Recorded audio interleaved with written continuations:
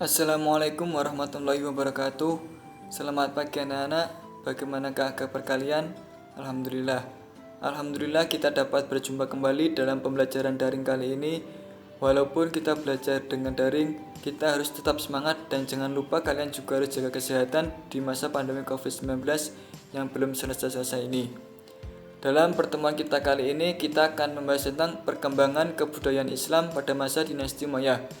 Sebelumnya, kita sudah membahas tentang sejarah berdirinya Bani Umayyah, sistem pemerintahannya, tokoh-tokoh yang terlibat dalam masa berdirinya dinasti Umayyah, dan juga pemimpin-pemimpinnya pada masa pemerintahan dinasti Umayyah, dan juga kemunduran pada masa dinasti Umayyah. Untuk absensinya, sudah saya kirim link di grup WhatsApp. Silakan nanti absen sampai jam pembelajaran kita selesai. Sebelum kita memasuki pembelajaran kita kali ini, alangkah baiknya kita berdoa dahulu. Berdoa dimulai. Oke, langsung saja Bapak mulai pembelajaran kita kali ini, yaitu tentang perkembangan kebudayaan Islam pada masa dinasti Umayyah. Dibagi menjadi dua pembahasan.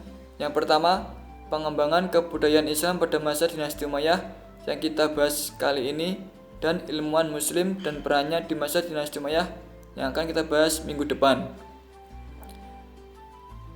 Pada masa dinasti Umayyah, banyak perkembangan dan kemajuan yang terjadi di semua bidang kehidupan. Perkembangan tersebut mempengaruhi terhadap perkembangan peradaban dan kebudayaan Islam. Peranan para khalifah memiliki kontribusi besar dalam kemajuan Islam. Beberapa langkah pengembangan kebudayaan dilakukan oleh para khalifah Bani Umayyah, antara lain yaitu dalam bidang administrasi pemerintahan. Yang pertama, perubahan sistem pemerintahan. Bentuk pemerintahan Bani Umayyah berubah dari demokrasi menjadi monarki. Yang kedua, sentralistik.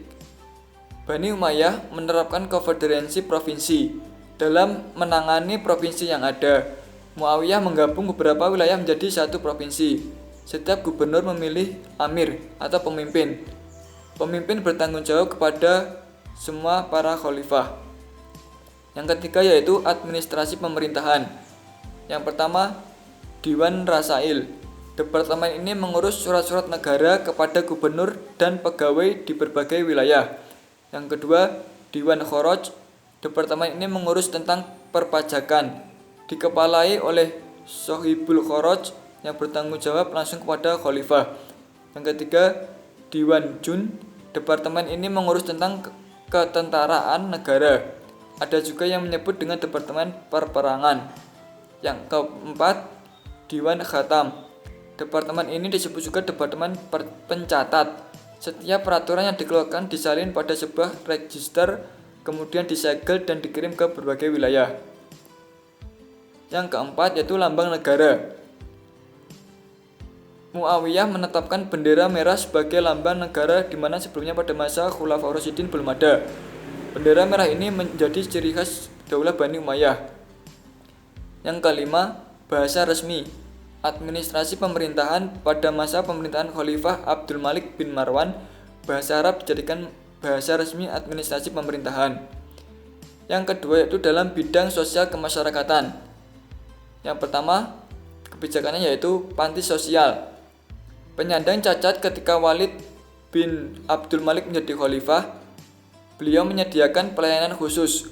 Orang cacat diberi gaji, orang buta diberikan penuntun, orang lumpuh disediakan perawat. Beliau juga mendirikan bangunan khusus untuk penginap atau pengidap penyakit kusta, agar mereka dirawat sesuai dengan persyaratan standar kesehatan. Yang kedua yaitu Arab dan Mawali. Masyarakat dunia Islam begitu luas, sedangkan orang-orang Arab merupakan unsur minoritas. Meskipun demikian, mereka memegang peranan penting secara sosial. Muslim Arab menganggap bahwa mereka lebih baik dan lebih pantas memegang kekuasaan dari Muslim non-Arab. Muslim non-Arab kala itu disebut Mawali. Mulanya Mawali adalah budak tawanan perang yang dimerdekakan. Belakangan istilah Mawali diperuntukkan bagi semua Muslim non-Arab. Selanjutnya yaitu perundang-undangan. Khalifah mengeluarkan perundang-undangan yang mengatur kehidupan masyarakat. juga mendirikan lembaga penegak hukum sehingga hak-hak masyarakat dilindungi hukum. Selanjutnya pembangunan infrastruktur. Dibangunnya rumah sakit, jalan raya, sarana dan olahraga seperti gelanggang pacuan kuda, tempat-tempat minimum di tempat yang strategis, kantor pos atau pasar pertahanan sebagai sarana prasarana umat muslim. Yang ketiga yaitu bidang seni budaya. Perkembangannya yaitu yang pertama bahasa Arab. Bahasa Arab berkembang luas ke berbagai penjuru dunia dan menjadi salah satu bahasa resmi internasional di samping bahasa Inggris. Yang kedua mata uang. Mencetak mata uang dengan menggunakan bahasa Arab yang bertuliskan La ilaha illallah dan di sebelahnya ditulis kalimat Abdul Malik. Yang ketiga gedung dan pabrik industri. Mendirikan pabrik kain sutra, industri kapal dan senjata, gedung-gedung pemerintahan. Yang keempat, irigasi pertanian. Membangun irigasi sebagai sarana pertanian. Yang kelima, pusat ilmu dan adab. Membangun kata Basrah dan Kufah sebagai pusat perkembangan ilmu dan adab. Yang terakhir yaitu pembukuan negara. Membuat administrasi pemerintahan dan pembukuan keuangan negara pada bidang kesenian Bani Umayyah memberikan kontribusi. Selanjutnya itu yang keempat, bidang ekonomi. Perkembangannya yaitu yang pertama, sumber pendapatan dan pengeluaran pemerintahan.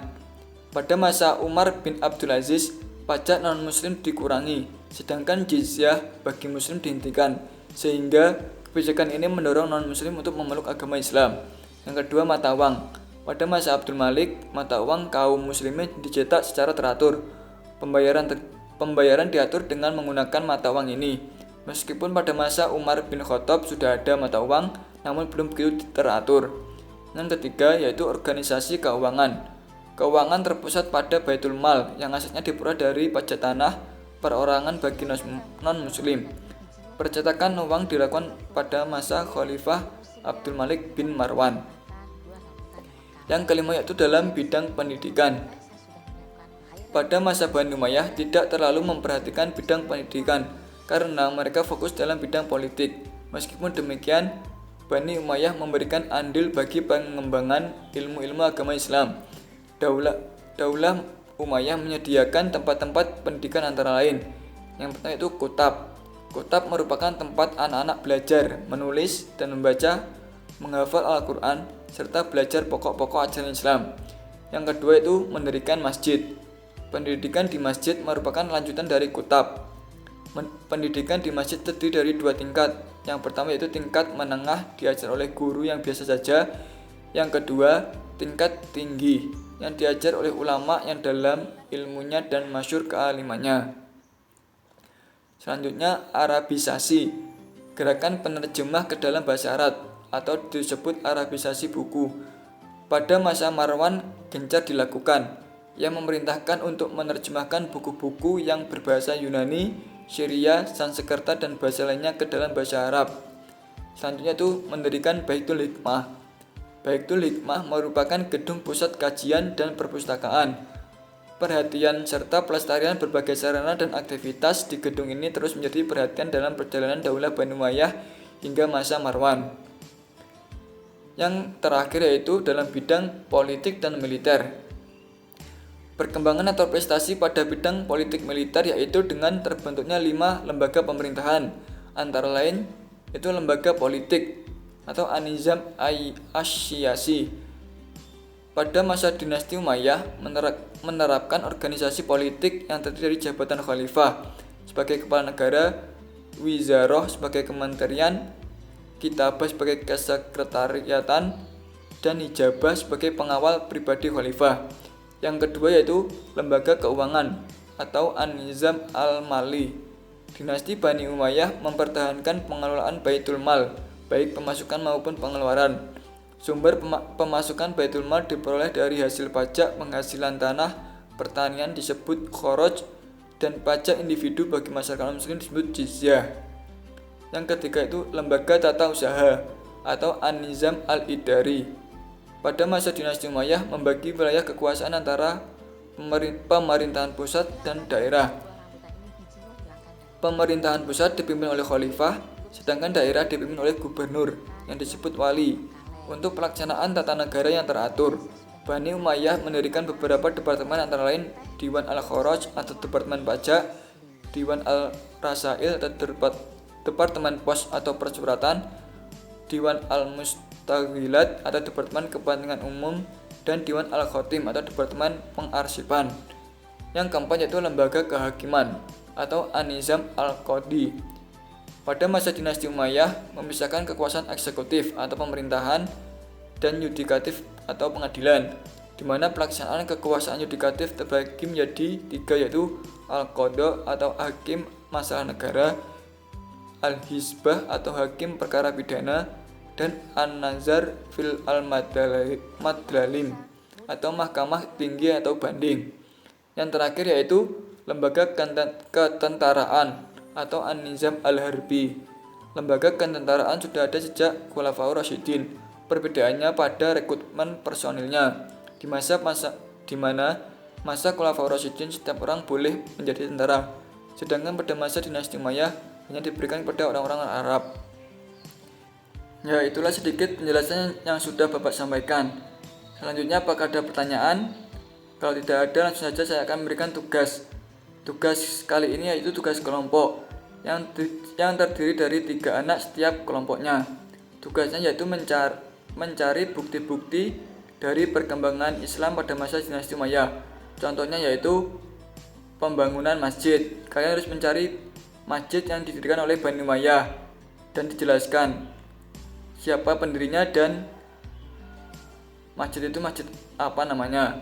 Kemudian mata uang, mencetak mata uang, yaitu kalian harus mencari mata uangnya itu seperti apa dan siapa yang pertama kali mencetak mata uang tersebut.